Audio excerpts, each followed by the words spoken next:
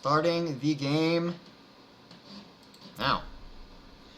Alright, so let's see how this match goes.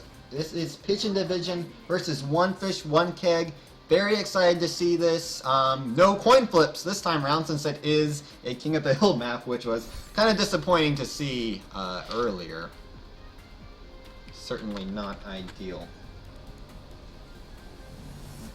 Pigeon Division is over on the left side. You'll be able to see their health bars and ultimate charges, all that stuff. And you will also be able to basically see who they're playing as and who is playing them. So, now that we've got all that stuff squared away, let's wait to see just how this is going to go down.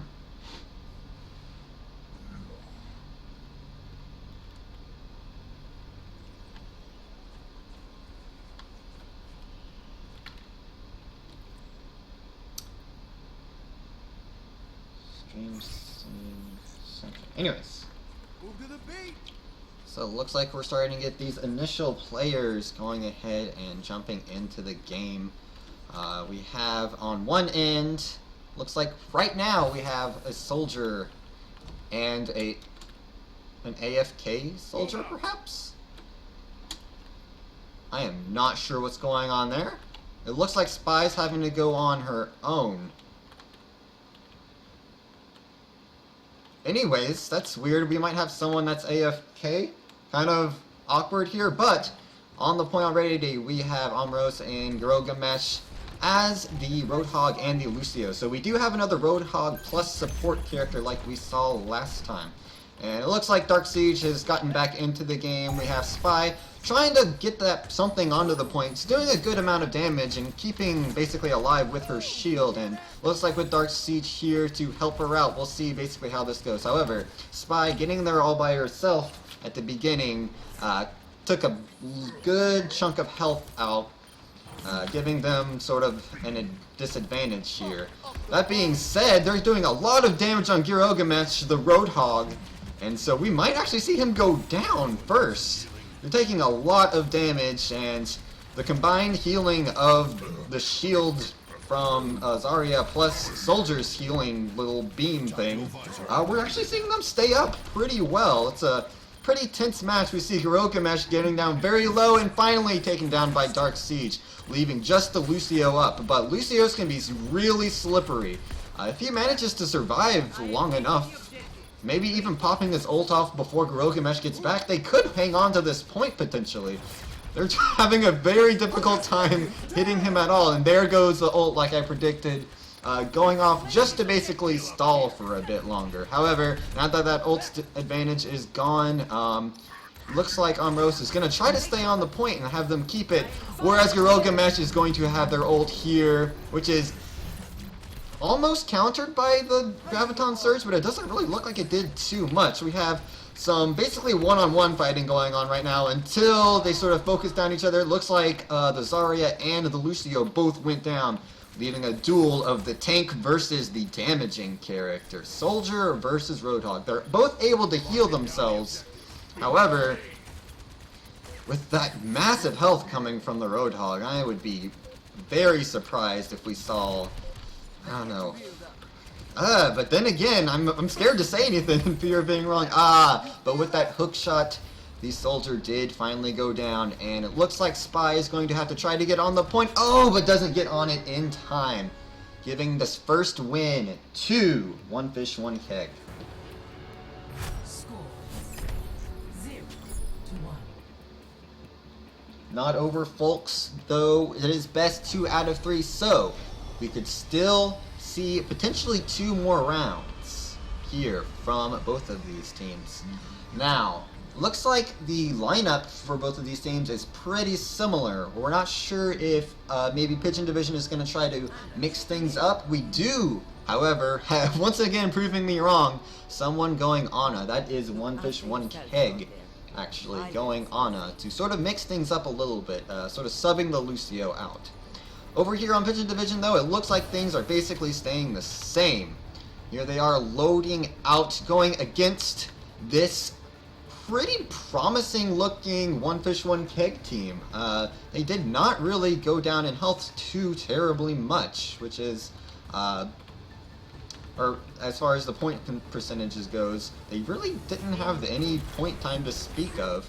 However, we're going to see how basically this new lineup goes with their Ana now in the game. She did receive a slight buff just earlier today, so we're going to see if that comes into play. Looks like the Ana is taking a lot of health damage, though, getting sort of focused down by this Zarya, whereas the soldier in here is just sort of using the house as cover. We're seeing the Ana sort of having to back off a lot from the fight. However, they do manage to get to the point since the soldier was over in this house and the Zarya was over there taking cover. Right now we see Pigeon Division sort of spread out a little bit now, coming together just as I say that. Of course, teams love proving me wrong with whatever I say. And it looks like the soldier has the ult up. The Ana is getting out of range and actually sleeps to counter the ult, allowing Girogamesh to sort of go and solo spy the Zarya. So it looks like, the soldier does manage to wake up and get the Ana though, so it is once again a DPS versus tank match. Last time we saw this sort of go on until another player sort of joined them, so we're going to see if that's a similar occurrence here. Soldier is doing a lot of damage on this Roadhog though. The Roadhog does have that E to heal him up. It looks like he might be able to back him up enough time. Oh no, but gets the ultimate just in time for his teammate Lucio to come support him. But he goes down anyways with that Zarya combined DPS with the soldiers. Looks like Lucio's going to do what he does best and be slippery as much as he can and just sort of avoid things. We have very good Lucio wall riding up here by Amros. Looks like he's been practicing his Lucio maybe just for this match. That's pretty good Lucio movement. We're seeing One Fish One Keg not really able to do too much damage onto these players, allowing the Roadhog to come back up and sort of see what he's made of.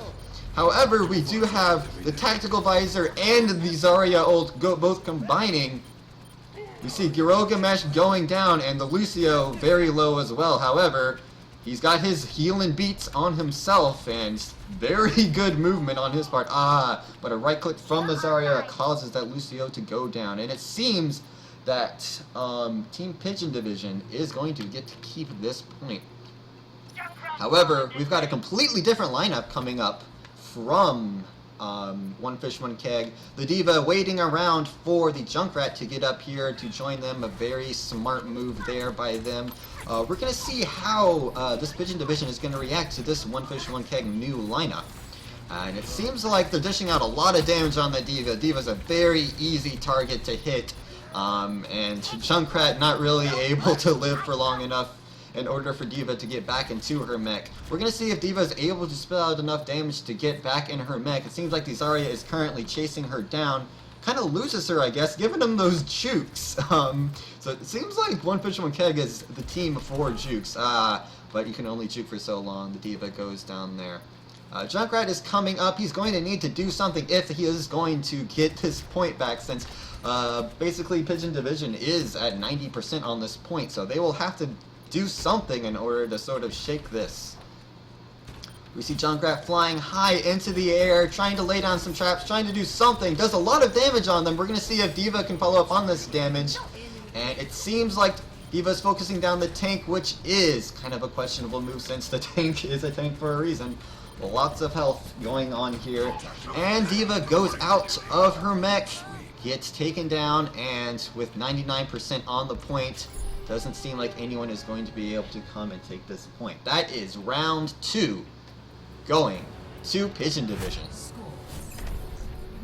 If I set this up correctly, we should be seeing the winner of this match occurring right here on this map. Now, something that's kind of interesting about this point is it's very much more open-ended compared to the other two. We saw sort of the others were sort of just like this box that teams were competing over, whereas here we're going to see, I bet, a lot more wiggle room. I'm thinking that it would be unwise for teams to just sort of stay in that middle pit, but we'll see how it actually happens this match coming up here. This will decide match 2's victor. Pigeon Division looks like they're rolling out with a Soldier 76 and a Zarya, which has worked and not worked for them, so it's kind of a interesting choice here. Over on One Fish, One Keg, we have the Reinhardt and the Soldier 76, so we're going to have a Soldier v Soldier and Tank v Tank. We're going to see which type of shield, quote-unquote, is going to be the victor. It seems like Pigeon Division is sort of getting on both sides of the Reinhardt in order to sort of make his shield sort of null and void for at least one of them. Reinhardt, though, not really able to support his soldier because of that. Very good movement and positioning by Pigeon Division, I must say. That positioning alone may have been what sort of turned the tides on these guys. We're going to see if they try to roll out with the same thing, and it looks like that is what they are deciding on. We have the Reinhardt and the Soldier coming up. Soldier going ahead and getting aggressive right off the bat. We have the Reinhardt coming in the side, and looks like the Soldier is going to follow him in here. They're doing this probably to try to not get basically flanked like they did. But here comes Pigeon coming around, gets a shot on the Soldier. However, Dark Siege, the Pigeon Division Soldier, goes down very quickly. Spy, the tanking tank, the flanking tank rather. There's a reason you're not supposed to tank as a flank as a tank. Wow, tongue twister. It's because you leave your other players just sort of out to die. And with that charge from the Reinhardt, it looks like the point will be taken over for One Fish, One Keg. The Soldier, Dark Siege, is back up, trying to, lay out some spamming damage here, seeing what he can do, just sort of stalling until the Zarya can come back up. And it looks like they're not going to change their team comp, which is always an interesting decision. Usually, of course, you can get away with not switching up your characters when it's a 6v6, but when it's just 2-on-2, your character choice is so important. But we'll see if it was a good decision. It looks like One Fish, One Keg is getting most of the damage taken to them.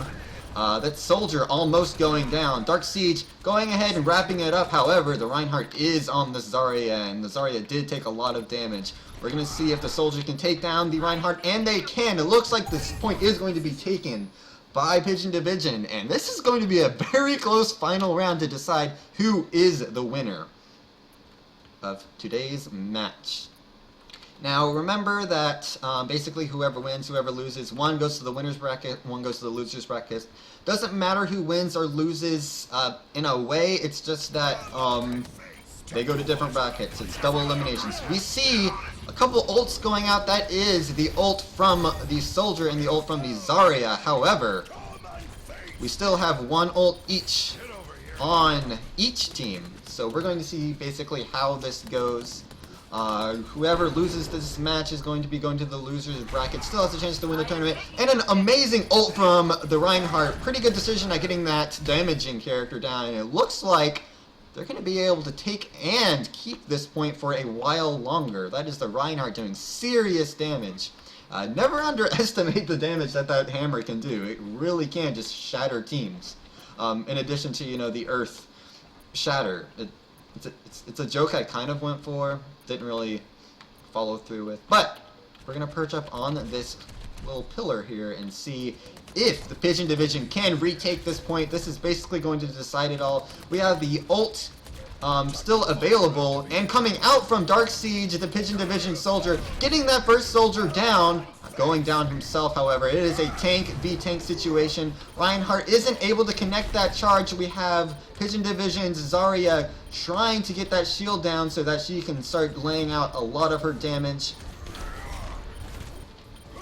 We see a very tense match here. The Earth Shatter misses, which is going to be huge. However, he's still able to take down the Zarya. The Soldier makes it just in time to sort of bump that overtime, but gets smashed with that charge, and that is going to be it, guys. That is One Fish, One Keg with the victory on this Ilios map. Let's see this play of the match, and I gotta say, I was really impressed with this Reinhardt. Just did very good work on this last map. Even though sort of missed that Earth Shatter there, it didn't matter. He was able to get him down. Only had 50 health left though, so it was kind of a ballsy move, but was able to pull it out, and that is just barely a win for One Fish, One Cake. Now, it's like I said, this is a double elimination, so Pigeon Division is not out of it yet. They just sort of have to fight their way through that loser's bracket in order to move on through the rest of the tournament.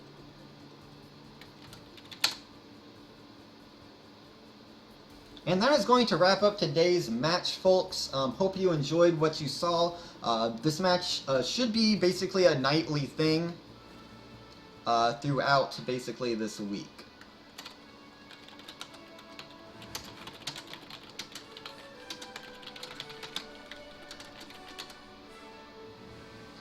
Very close match again. We're going to go ahead and be closing out here. It's possible I might do some solo streaming in a bit, but definitely gonna take a little break before that happens. But if you're here for the tournament and you're gonna go ahead and sign off here, appreciate you guys coming out. This should be a nightly thing. Already setting up tomorrow's match, which will be Team So-So, I believe, versus the Magicians, I believe. So be looking forward to that. It's probably going to be around the same time as this match was, if not maybe a little bit earlier. I'm banking on it being a bit earlier, but I'll have a definite time for you guys early tomorrow. I really meant to do some more scheduling stuff here, but yeah. It was a very close match again, and really, it's just really comes down to very close, one team missed this, or one team didn't kill them there at a certain time. It's a very close match and stuff like that. Each match so far has just been really close. So I'm glad these aren't just like total wipes. It seems like this tournament's going very well for everyone. Because I mean, each match is close. It's really come down to the wire, quite literally. But we are going to be taking a short break. I think I'm going to jump into the game myself, try to do a few matches here.